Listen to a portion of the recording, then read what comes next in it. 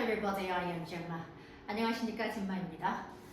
2026년도 수능 6월 모의고사에 있었던 글의 순서 37번 보도록 하겠습니다.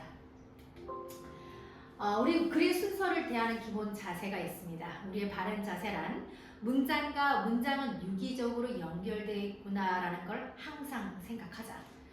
앞문장은 뒷문장을 위해서, 그리고 뒷문장은 앞문장을 위해 존재한다는 것을 기억하고요. 읽을 때 우리는 항상 궁금증을 가지면서 읽어야 합니다. 이 작가가 이 단어를 왜 썼지? 아니, 이 예시를 도대체 왜 들은 걸까? 이런 형태로 말이죠. 보겠습니다. 주어져 있는 단락은 이렇습니다. A good example of a chaos is a magnetic pendulum as an executive toy. 라고 나와 있죠? 중요한 단서는 여기 뭐가? chaos라고 하는 혼돈의 좋은 예시를 뭘로 들고 있습니까? magnetic pendulum, 추라고 얘기하고 있습니다. 그 이미지가 정확하게 안 나오니까 예시를 들어주고 있죠? as an executive toy.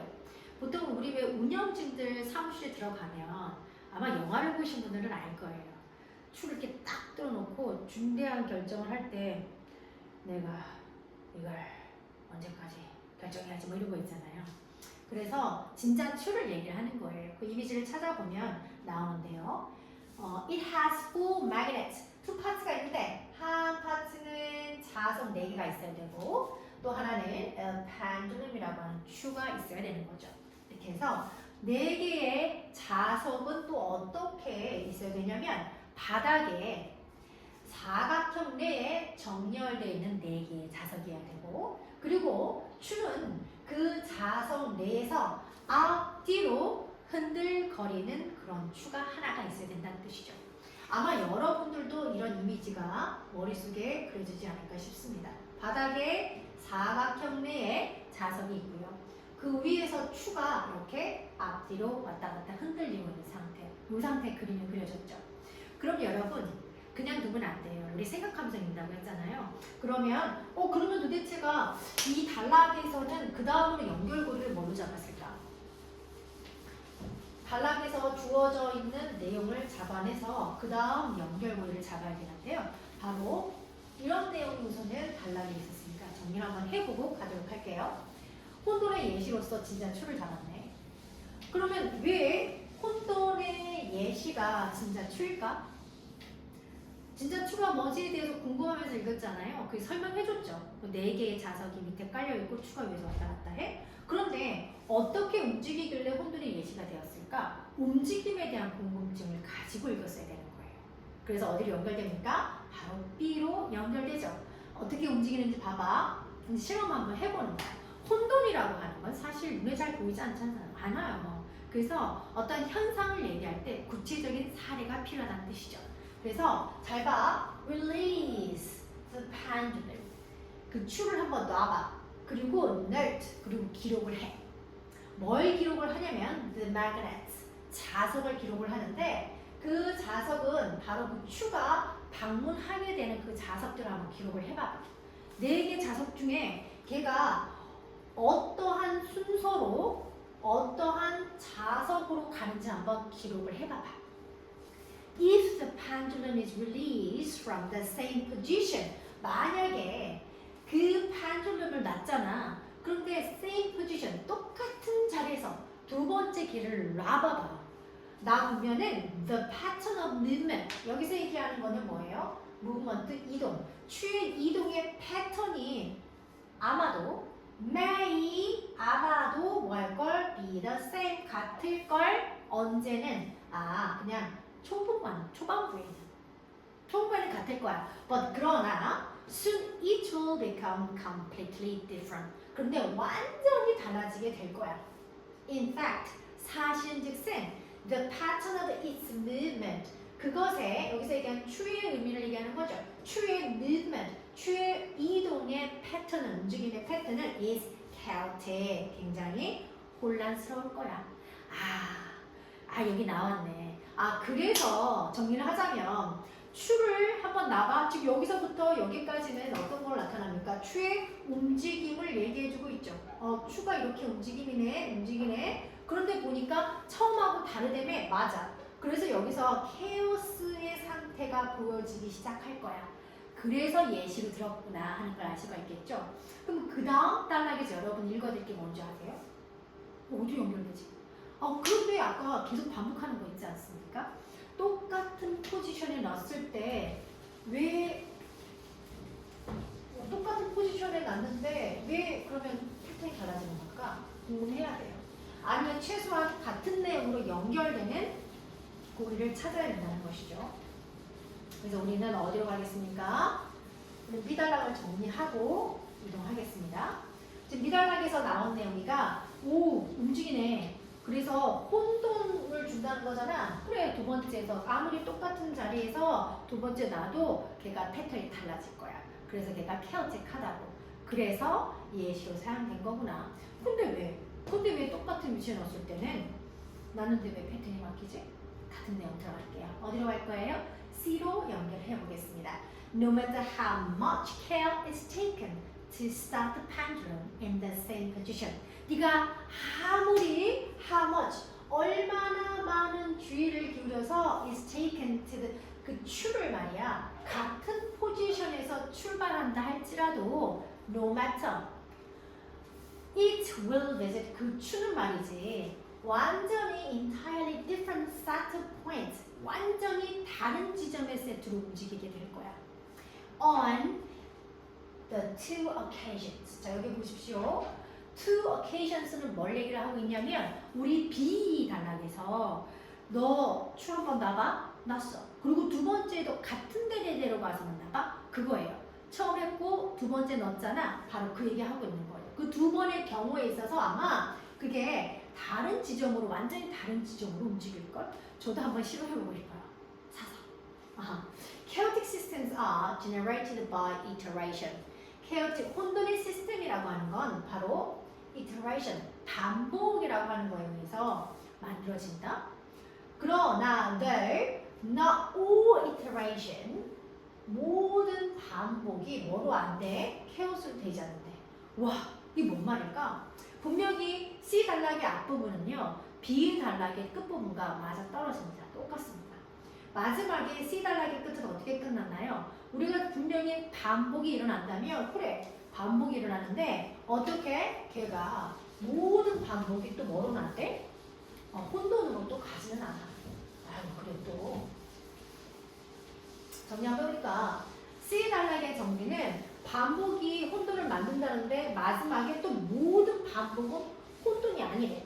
그래? 그럼 도대체 혼돈이 야기되는 조건이라는 게 있는 걸까? 조건이 있나 봐. 한번 보도록 할게. 궁금하면서 읽었더니 모든 반복이 혼돈을 만들지 않는다고? 왜? 그러면 혼돈을 만드는 조건이라는 게 있을까? In order to produce chaos, 카오스라고 하는 혼돈을 만들기 위해서는 the iteration, 우리 앞에 언급됐던 용어가 한 번 더 나왔습니다. The iteration has to be within, 어디에서 일어나야 된다고요? Non-linear system이라고 해서 비선형 시스템이라고 불려진 데 안에서만 일어나야 된대요. 그래. 와, non-linear system? No, all non-linear systems chaotic. 그렇다고 해서 아니다. 모든 non-linear 시스템이 chaotic은 아니야. 이거 왜 이렇게 no라고 하는 게 사용됐을까요? 그쵸? 앞에서 이미 뭐가 아니다? 그래, 이것도 아니야 라고 하는 부정을 얘기하기 위해서. 예를 들어 그거죠. 나는 I don't like 순대, for example. 나는 순대를 좋아하지 않아. Me too, 그리고 me neither 이렇게 얘기하잖아요. 그것처럼 앞서서 부정 표현으로 얘기한 거에 대해서 나도 그래 라고 표현할 때 부정의 표현이 이미 나타나야 되는 것처럼 no도 마찬가지예요. 앞에 부정의 표시가 미리 있었던 상태에서 non-linear 시스템도 다 아니란 뜻이야. 그러니까 모든 비선형 시스템도 내가 앞에 얘기했잖아. 모든 반복이 케오스로 연결되지 않는 것처럼 그렇다고 또 모든 비선형 시스템도 케오틱은 아니야. 그럼 여러분 머릿속에 뭔지는 모르겠지만 선형과 비선형을 구분할 수는 있어야 됩니다. 우리가 non-linear system이라고 하는 거를 비선형이라고 하는 단어로 알고 계실 거예요. 고3 정도가 됐다면 분명히 다른 과목에서 만나지 않았습니까? 사회나 경제나 뭐 과학이나 수학에서 분명히 만났을 거예요. 그런데 반면에 그와 반대되는 용어가 바로 선형이라고 하는 게 있습니다. 우선 선형이라고 하는 게 리니어 시스템은요. 여기 시작해서 여기 끝나. 그러니까 입력과 출력이 비례해서 나타난다는 뜻이에요. 그게 우리 실생활에서 어떻게 또 비유가 될 수 있냐면 여러분이 만약에 손에 10,000원 있다고 칩시다. 근데 그 10,000원을 가지고 나는 음료수를 사먹고 싶어. 그 자판기에 딱 갔더니 어머? 보니까 자판기 앞에 음료수 가격이 1,000원으로 돼 있어. 그러면 여러분 10,000원을 가지고 사 먹을 수 있는 음료수의 개수가 어떻게 됩니까? 최대한 10개 나오죠. 예측 가능하죠. 그러니까 입력과 출력이 비례하여 뭐 혼돈스럽지 않죠. 그러니 여러분 잘 생각해 보십시오. 아니 누가 봐도 이렇게 돼서 이렇게 나오는데 거기에 어떤 혼돈이 생기겠습니까? 그럴 리가 없겠죠. 그렇기 때문에 비선형이라고 하는 것은 비례하지 않는다고, 알 수가 없다고. 예를 들어 내가 7시에 보통 학교에 가는 사람이에요. 7시에 가는데 뭐 출근하는데 희한하네. 내가 분명 오늘 7시에 출발했는데 나 오늘 왜 늦었니? 생각해보니까 왜 하필 오늘따라 마라톤을 하냐고. 내가 평소에 똑같이 7시에 나왔거든. 어제랑 똑같이 출발이 똑같았잖아요. 7시에 나왔는데 왜 오늘 내가 예기치 않았던 이 마라톤 때문에 버스가 안 오고 말이야. 그래서 내가 막 2시간 늦고 이런 상황 나타나죠. 비선형 시스템이란 이런 걸 얘기합니다. 시작은 같을 수 있어. 그런데 아주 작은 차이가 쌓이고 쌓여서 나에게 어떤 예기치 않은 것들을 가지고 올 때가 있죠. 이런 것들인데요. 이거는 뭐 우리 생활 곳곳에 나타날 수 있다는 거죠. 자, 그래서 부정을 또 합니다. 그죠? Nor are all non-linear systems chaotic. 그렇지만 있잖아. 그렇다고 모든 비선형의 시스템이 chaotic은 또 아니다. 그 뭐냐. 조건이 또 있는데 to become sane. 여기서 얘기하고 있는 소는 뭐죠? 그 chaotic으로 가기 위해서는 말이지. to become 되기 위해서 they need to be pushed beyond a certain point. 특정한 지점까지 그것들이 어떻게 되는데요? 시스템이 이렇게 어떻게 되는데 밀려져야 된다. 아니 특정한 포인트를 넘어서서 they need to be pushed. 밀려져야지만 비로소 어떻게 된다고요? chaos, 혼돈의 상태가 된대요. 그거를 그 지점을 뭐라 부를 거예요? bifurcation이라고 부를 거예요. 분기점이라고 우리 주석이 달려져 있습니다. Before that point is reached, 그 전에 그 포인트가 도달하잖아요. 그 certain point가 우리가 분기점이라고 했는데 그 전선까지 도달하게 되면 they may behave in a quite orderly fashion.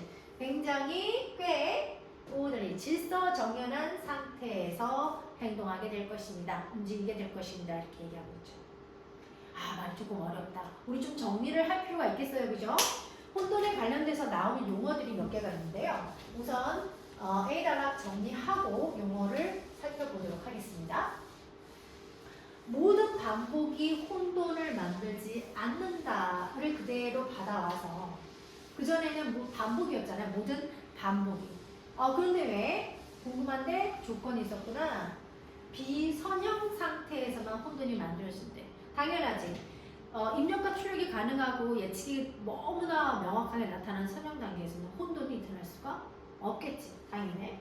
그리고 분기점, 모든 비선형 상태가 케오스가 아니라면 분기점 이상을 넘겨야만 혼돈이 만들어진다며 알겠어. 분기점이란 그럼 이해하고 넘어가야 되겠죠. 문제는 다 풀렸습니다. 첫 번째 단락에서 좋은 예시가 뭐야? 그게 바로 pendulum이네. 근데 걔가 어떻게 움직이길래 움직임까지 봐서 B로 연결됐습니다. 그리고 B가 어떻게 C로 연결되지? 같은 내용이 반복이 되거든. 근데 마지막에 뭐라고 했습니까? 모든 반복이 또 케오스는 아니래. 그래? 그럼 뭘까? 조건이겠구나. 혼돈이라고 하는 건 두 가지 조건에서 나타나는 거야. 비선형 상태. 근데 모든 건 다 아니야. 분기점을 넘어야만 되는 거지. 정리를 해보면 분기점을 넘어선 비선형 상태에서의 반복이 있었을 때야만 비로소 혼돈이 생기는구나. 그래서 여러분 혼돈이라고 하는 케이오스를 이해하기 위해서는 반복, 비선형 상태, 분기점의 관계를 잘 이해하실 필요가 있겠습니다. 우리가 비선형 상태는 아까 선형과 함께 비교를 하면서 설명이 됐었잖아요. 이 분기점에 대한 얘기를 한번 보고 넘어갈게요. 이 마스케이션이라고 하는 분기점은요, 우리 보통 왜 끓는 점은 100도, 그죠? 어는 점은 0도, 그러죠? 그러니까 특정 임계점을 넘으면 성격, 여기서 얘기하는 성격이란 전혀 다른 형태, 다른 질 형태로 확 바뀌어버리는 현상을 얘기합니다. 그래서 어떤 시스템이 그전에는 굉장히 단순하고 안정적이었던 시스템을 완전히 벗어나게 된다는 거죠. 그러다 보면은 초반부에는 우리가 늘 지켜왔던 질서가 불안정해 보이다가 그리고 복잡해지다가 나중에는 혼돈으로 넘어가는 거죠. 이러한 현상을 설명하기 위해서 그 네 개의 자석과 추를 가지고 예시를 들은 거죠. 뭐 이게 단순하게 네 개의 자석 이거 아니라는 뜻이에요. 현상은 눈에 보이지 않으니까 그거를 시각화시켜서 예를 들어 설명하는 것 뿐입니다. 알다시피 추는 어떤 뭐 우리가 될 수도 있는 거고요. 영향을 받는 어떤 존재라고 친다면 그 안에서 왔다 갔다 움직이는 것들이 뭐 자연, 뭐 경제, 날씨 이런 데서 나타날 수 있다는 거죠. 이게 나오는 것처럼. 그러면 어떤 거냐면 여러분 한번 예를 들어 볼게요. 분기점 이상을 지나버려서 임기점을 넘어버렸을 때 불안한 상태로 넘어가는 것들이 그래서 혼돈을 이야기하는 것들이 뭐가 있냐. 날씨에서 본다면 여러분 요즘에 이상기온 나타나요. 그죠? 그래서 왜 참다가 어느 정도 우리가 예측 가능한 날씨가 있는데 그걸 넘어서서 이상한 날씨를 보일 때도 있고요. 경제 같은 경우에 예를 들어 볼까요? 여러분 부모님이나 혹시라도 지금 뭐 사업하시는 분이 있다면 보통 아마 내가 사업을 하려면 사업 장소가 필요해서 임대를 하는 경우가 있을 거예요. 근데 내가 예측하지 못했는데 대출 이자가 갑자기 확 올라버려요. 그러면 내가 잘 하려고 열심히 일을 하고 있죠. 내가 그 전까지는 괜찮았어. 이 일이 괜찮았으니까. 그런데 막 불안정하기 시작하죠. 왜 갑자기 대출 이자가 높아져서 그다음 버티다가 어쩔 수 없이 뭐 같이 일을 하고 있는 직장 동료를 해고할 수밖에 없는 상황까지 갈 수도 있는 거죠. 그러니까 참다가 어떤 변화를 일으킬 수밖에 없는 지점을 넘어서는 걸 우리가 분기점을 넘어섰다라고 하는 거거든요. 그러다 보면 어쩔 수 없이 그거는 우리에게 혼돈의 결과를 나타낼 수밖에 없다는 거고요. 생태계를 예를 한번 들어볼까요? 요즘에 사람들 가드닝에 관심이 많습니다. 근데 문제는 뭐냐면 너무나 이국적인 이미지에 우리가 심취하다 보니까 수입 꽃들이 많이 들어와요. 그러다 보니 곳곳에 보여지는 게 이국적이고 예쁘긴 하나 그러다 보니까 우리 오리지널 토속 꽃들이나 식물들이 견디다가 이제는 좀 많이 사라졌습니다. 생태계에 큰 변화가 나타난 거죠. 그 생태계에서의 혼돈을 야기시키는 거죠. 그러니까 여러분들이 생각했을 때 어떤 혼돈이라고 하는 개념 자체가 우리가 사실 눈에 잘 들어오지 않는단 말이에요. 시각화되어 있지 않기 때문에. 그래서 부탁하건대 이러한 용어들이 머릿속에 잘 남지 않으면 아무리 읽어도 내 걸로 소화되기가 쉽지가 않습니다. 그래서 독서로 반드시 연결시켰으면 좋겠습니다. 독서라 함은 시간을 따로 내서 글을 읽는 것도 물론 포함이 되지만 교과서 언어의 사고력은 결국은 여러분이 지금 배우고 있는 전 과목이 쌓여서 여러분의 사고를 만들어 주잖아요. 고등학교 과정에서는 여러분이 만나는 뭐 사회, 경제, 뭐 과학, 수학 이 모든 것들, 역사, 국어 아마 거기서 만나는 지문들만 잘 이해를 해도 영어 지문은 생각보다 많이 이해가 될 겁니다. 그러니까 그걸 별개라고 생각하지 마시고 모든 교과목은 서로 연계되어 있다 이렇게 생각하시면 좋을 것 같습니다. 혼돈이는 뭐 대표적인 것들이 있는데요. 뭐 알다시피 뭐 버터플라이 이런 거 많이 사회 수업 시간에 많이 들어가셨을 것 같아요. 넘어갈게요. 근데 선생님 저는 논리를 가지고 문제를 풀긴 했는데 그 연결고리가 잘 눈에 보이지 않아요. 그래 괜찮아. 글을 쓰기는 그냥 너를 두지 않는단다. 최소한 이해시키기 위해 노력을 하기 때문에 내 글이 막 애매한 상태로 두면 안 되잖아요. 내 글을 읽었는데 글 읽은 사람한테 혼돈을 주면 안 되잖아요. 그러니까 최대한 노력을 한단 말이에요. 그것이 바로 유기적 연결고리가 언어적 표현으로 곳곳에 숨어 있다는 겁니다. 그래서 이런 핵심 어휘가 등장을 하는데요. 핵심 어휘가 그냥 등장하는 게 아니라 한 단락에 꼬리로 등장하면 그 꼬리가 그 다음 단락에 머리로 등장합니다. 그러면 그 단락에 또 끝에 꼬리로 등장하면 그 다음 단락에 또 머리로 등장하죠. 이렇게 연결고리로 이어지고요. 대역구라고 하면 아이디어는 똑같은데 단어들만 바꾸는 거예요. 질문은 뭔가 질문을 보면 하지 않겠는가 그래놓고 마지막에 그 다음 단락이 대답을 하는 형태. 부정 표현은 알다시피 부정으로 뭔가 얘기하고 나서야 비로소 그것도 아니야 라고 얘기할 수 있는 그런 표현들. 대명사는 뭐 너무나 잘 아시겠지만, 그다음에 관사 같은 경우에는 막 굉장히 많이 나왔습니다. 앞에 어가 나왔는데 그다음에 더로 받았다 이런 것들은 한번 언급됐다는 것을 알 수가 있으니까요. 우리가 몰랐던 용어가 등장할 때마다 관사, 특히 정관사가 그다음 단락에 나올 겁니다. 한번 보도록 하겠습니다. 이것이 여러분이 문제에서 풀었던 건데 사실상 얘가 원문이라고 보시면 됩니다. 한번 고금 한번 잡아보겠습니다. 어디에 나왔는가 단락을 보아하니 The pendulum 나왔었죠? 우리가 얘기했던 건 뭐예요? 매그네틱 pendulum을 얘기를 함에 있어서 네 개의 자석과 하나의 축 그랬더니 그 다음에 바로 The pendulum 넘어가고요. 그리고 우리가 궁금했던 내용도 같이 들어가야 돼요. 그러니까 사고적, 논리적 흐름에 있어서 맞아. 그렇지. 움직임이 필요했지. 그래서 움직임을 보여주고 있는 겁니다. 그 다음에 뭐로 연결됐습니까? 그렇죠. 원래 주어져 있는 단락에서 우리는 B로 연결을 했고요. 그 다음 단락이 바로 C로 연결고리를 잡게 되어 있죠.